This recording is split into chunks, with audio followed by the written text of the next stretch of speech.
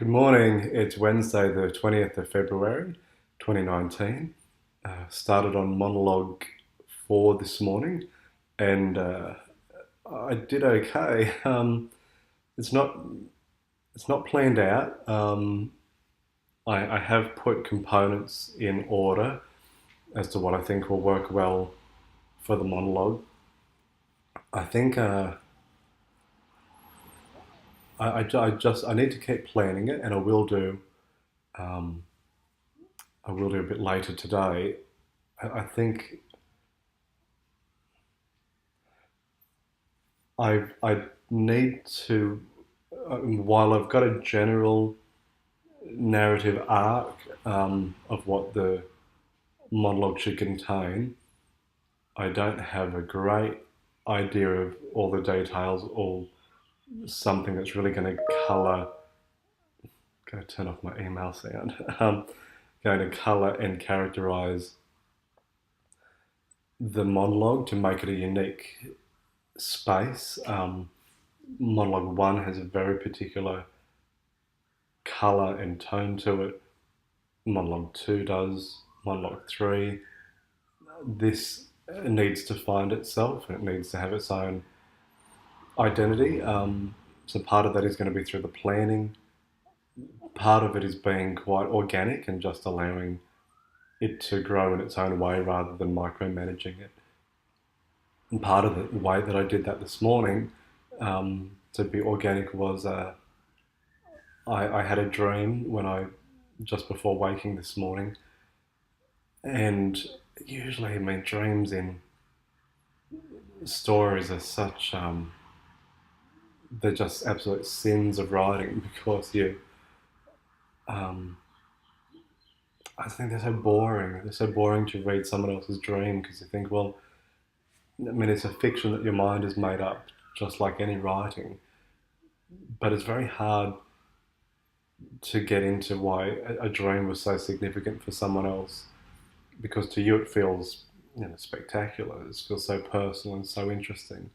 But when you try and convey that through writing, I think you're hoping that they'll jump on board this feeling of spectacular things, but we don't.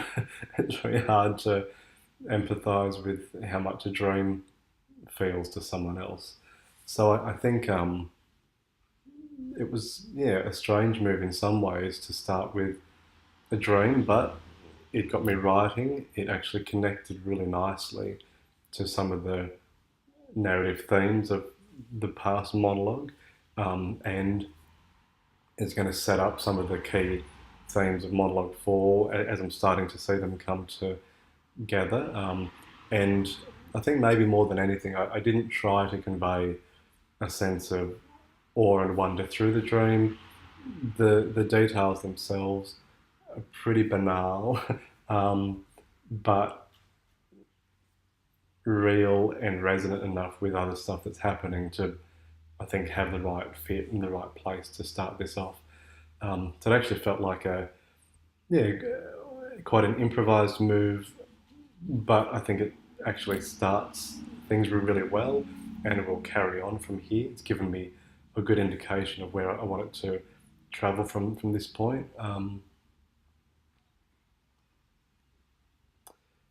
I just want to give some more thought to, like I said, to the color and focus of this monologue, because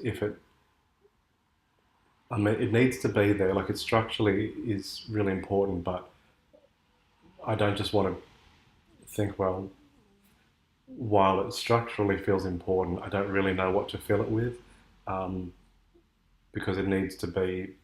And this really, I mean, what is going to make it work is harking back to what I was talking about yesterday when I said the purpose of these monologues are to be just really interesting speeches given, and can be given to an audience, and you think, oh wow, that's a really cool 10,000 words that's just been shared there.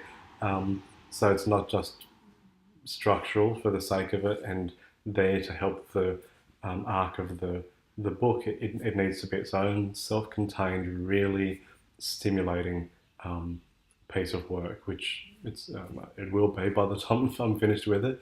But at this stage, I'm just piecing together, um, yeah, components of what it's going to look like, um, how much I want to stick to the theme of monologue one, of which this shares the same narrative layer, how much I might want to be a bit more expansive and bring in other components of external history, because it's otherwise pretty solipsistic, internal, me in an empty city sort of thrust. So that there might be some other ways of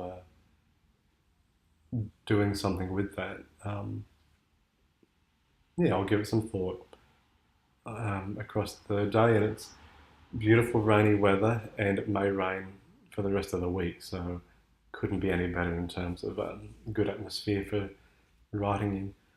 I'll leave it there. Hope you have a good rest of the day, and I'll be back here tomorrow.